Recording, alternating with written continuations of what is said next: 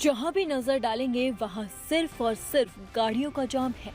ये कोई छोटा मोटा नहीं बल्कि 80 किलोमीटर लंबा जाम है, यानी एक शहर से दूसरे शहर की दूरी। ये जाम पिछले 4 दिनों से बिहार में रोहतास जिले के दिल्ली कोलकाता नेशनल हाईवे पर लगा है। ये महाजाम अब विकराल हो चुका है, जिसकी वजह से गाड़ियों से लेकर ट्रकों के पहिए थम गए। भीषण जाम का आलम यह है कि पिछले 24 घंटे में गाड़ियां सिर्फ 5 किलोमीटर का सफर ही तय कर पा रही हैं। भीषण जाम में हजारों गाड़ियां फंसी है और दूर दूर तक ट्रक ही ट्रक नजर आ रहे हैं। और यही वजह है कि आम लोगों के साथ साथ ट्रक ड्राइवर्स का बुरा हाल है। न सड़क पर पानी है न खाना, जैसे मानो लोग जाम में नहीं बल्कि किसी जेल में फंसे हों। राष्ट्रीय राजमार्ग 19 पर बीते 4 दिनों से लगा लंबा जाम अब रोहतास जिले से लेकर औरंगाबाद जिले तक पहुंच चुका है। इस भयंकर जाम की वजह से लोगों का गुस्सा भी फूट रहा है। वाहन चालकों का कहना है कि पिछले 30 घंटे में उन्होंने सिर्फ 7 किलोमीटर का सफर तय किया। टोल टैक्स, रोड टैक्स देने के बाद भी कोई सुविधा नहीं मिल रही है और कई घंटों तक उन्हें जाम में फंसे रहना पड़ रहा है। सड़क पर न तो NHAI के कर्मी दिखते हैं न ही स्थानीय प्रशासन।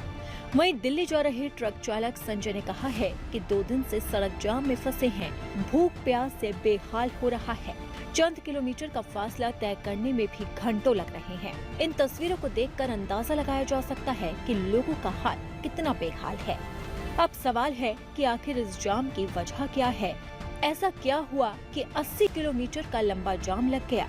दरअसल इस महाजाम की जड़ सरकारी विभाग की लापरवाही को कहा जा सकता है, क्योंकि 6 लेन निर्माण कंपनी ने हाईवे पर जगह जगह जो डाइवर्जन और सर्विस लेन बनाए थे वो जोरदार बारिश में टिक नहीं पाए और धीरे धीरे जाम लगता चला गया।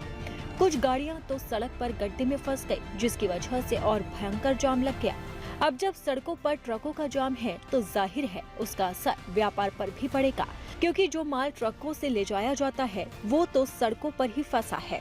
ऐसे में ड्राइवर्स और व्यापारियों को कच्चे सामानों के नुकसान की चिंता सता रही है। इसके अलावा राहगीर, एम्बुलेंस, आपातकालीन सेवा और टूरिस्ट वाहनों को भी इस भीषण जाम की समस्या का सामना करना पड़ रहा है। वहीं इस भारी परेशानी को लेकर जब NHAI के प्रोजेक्ट डायरेक्टर रंजीत वर्मा से बात करने की कोशिश की गई तो उन्होंने कैमरे पर कोई भी जवाब नहीं दिया। अब ऐसे में सवाल उठता है कि आखिरकार इस महाजाम का जिम्मेदार कौन है?